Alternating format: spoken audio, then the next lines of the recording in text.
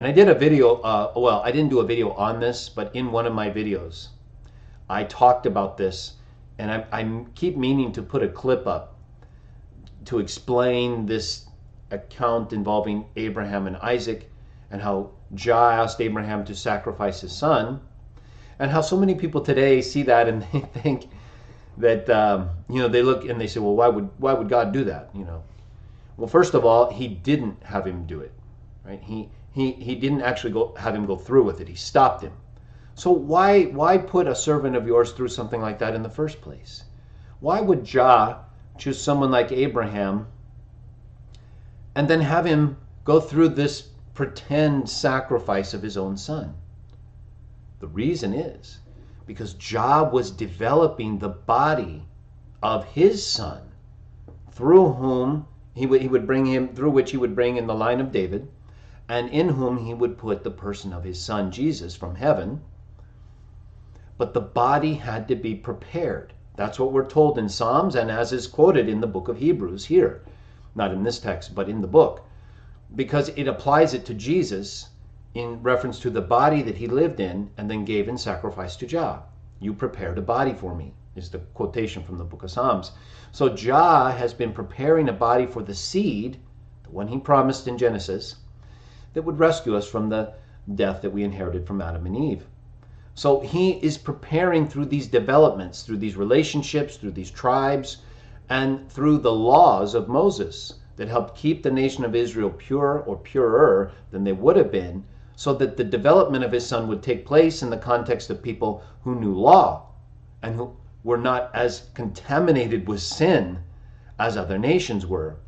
Because even though Jah was going to give his son, make him the last Adam so that he didn't have sin inherited from Adam to deal with, he still could have sinned. He still had to live in an actual body like Adam and like you and I do.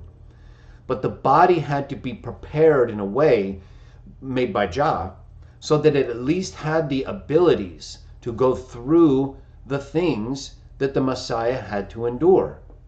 One of which was dying faithful to Jah.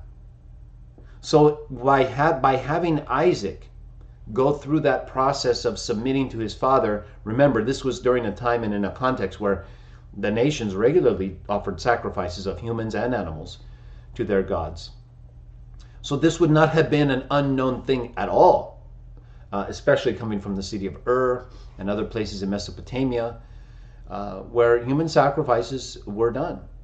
So by having him go through this sort of mock sacrifice, it not only showed Jah that these two had the right genes, the right qualities of humankind that would allow them to pass on those traits through to the son, who would then have to go through those physical tests and need a body that at least had the genetic history of having gone through a similar experience so that it would not be foreign to his flesh.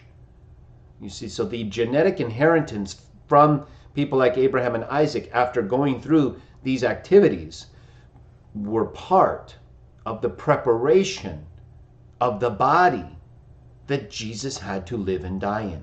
That's why he made Abraham and Isaac go through this.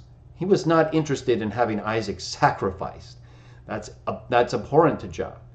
But he knew he needed to have a quality in Isaac's traits that would be usable for his son, who was about to do something he didn't want to do either, but was doing because he loved us and recognized the need to redeem us because of the way that we lost our life and relationship with Jah.